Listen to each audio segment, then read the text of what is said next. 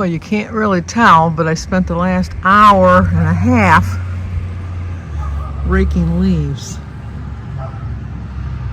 But as you can see, the trees still have leaves on them. And I didn't think they were going to bring the trash out. I just put my trash out now. I didn't think they were going to come today because yesterday was Veterans Day. All right, they did come, I see, from across the street. So I don't know what I have to bring back in. I think I got to bring in my garbage and my recycling, it looks like. Oh well, I just put them out, now I got to bring them back. Well, I'm home. Today is Tuesday, November 12th, and we have some birthdays today because today is Georgia's birthday. So Georgia, happy birthday to you. Happy birthday to you. Happy birthday, dear Georgia. Happy birthday to you. Cha-cha-cha. It's also Hilda's birthday, so Hilda, happy birthday to you. Happy birthday to you. Happy birthday, dear Hilda. Happy birthday to you. Cha-cha-cha.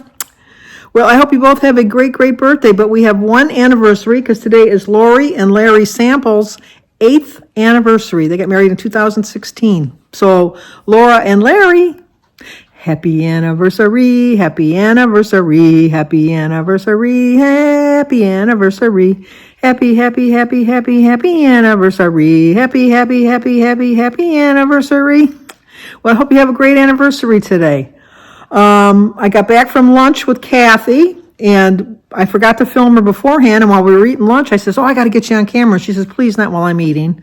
And I said, okay, when we're done eating. And then we got done eating, and we sat there for at least another 45 minutes. It wasn't crowded. There was hardly anybody in there. And we tipped the server very generously so that we were taking up her spot. But there was nobody in her section except for the two of us. So I ordered a baked potato soup that I know it was freshly made today because it wasn't ready yet. Because they usually serve the same soup 2 days in a row. And so since it wasn't ready, it gave me the clue that they were just preparing it today. And we were a little bit earlier. We got there at noon. But she says, no, it won't be ready. And then I ordered a grilled chicken pita. And with some French fries. And I probably ate half of the French fries and I only ate half of the pita, and my soup never came. And then when it finally comes, she says, well, the soup is finally ready. And I said, you know what, I'll just take it to go because I thought that'll be my dinner. Because I told you I have soup in the freezer, but I didn't take any soup out of the freezer. And then I completely forgot to film Kathy. So we were talking about her two daughters, Beth and Jessie. Jessie's anniversary is next Monday, and Beth is my godchild. She's 27. I didn't think she was that old, but she'd have to be because David's 23. Oh, speaking of David, here's a little clip of David. Well, I forgot to get Kathy on my video, but look who I got here. David, we're at the bank. We finally got a time together that we could get this savings account out of guardianship since he opened it when he was 15, and I think he's a little older than 15 now. Yeah. So he doesn't need to have it in guardianship anymore. Well, and this is his only day that he's going to be able to do it because why, David? I work so much. He's a workaholic. Yeah. But isn't he good looking? So, talk to you soon. Yeah, we were finally able to get together to go to the bank to take the guardianship off of his savings account. He called me this afternoon while I was at lunch, as a matter of fact, and he said, I'm getting off work early today because I got to get a haircut and I got some other stuff I got to do. Can we just meet at the bank? And I go, yeah, let me call there and make an appointment. So I called, made an appointment.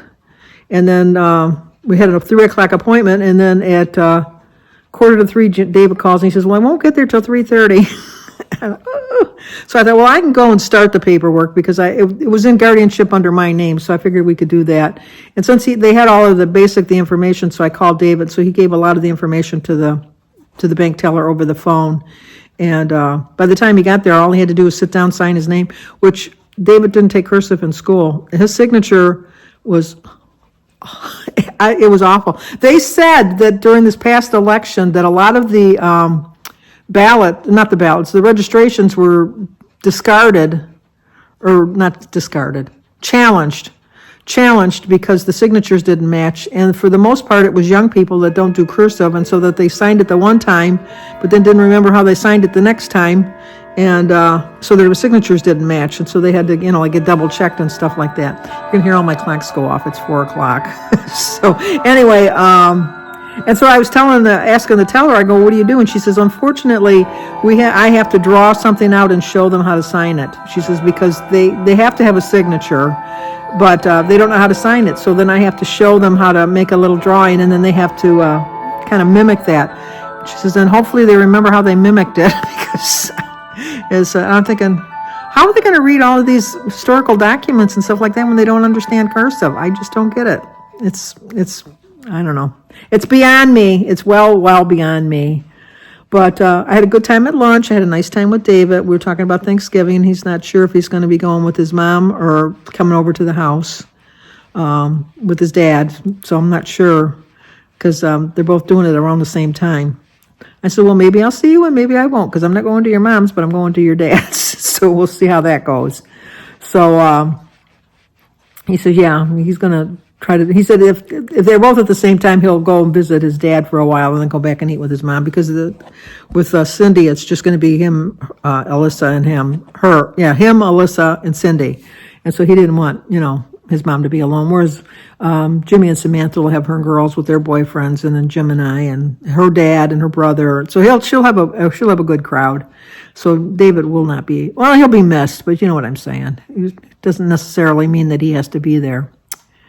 And then I'm still walking around the house, although raking those leaves. The only thing was with raking the leaves, I got the leaves all raked, and when I got all done with the wind and everything, it doesn't look like I raked the leaves. I have to still do the backyard. Jim wanted me to get the grandkids to do it, but I think I can do a little bit each day. But the guy behind me has 4 trees in his backyard right on the fence line, and I end up with most of his leaves. I have 1 tree, but my tree is completely bare. I don't have that 1 leaf left on my tree in the backyard, but I have a lot of leaves on the ground. So I thought, well, I'll just do a little bit each day. That's all you can do.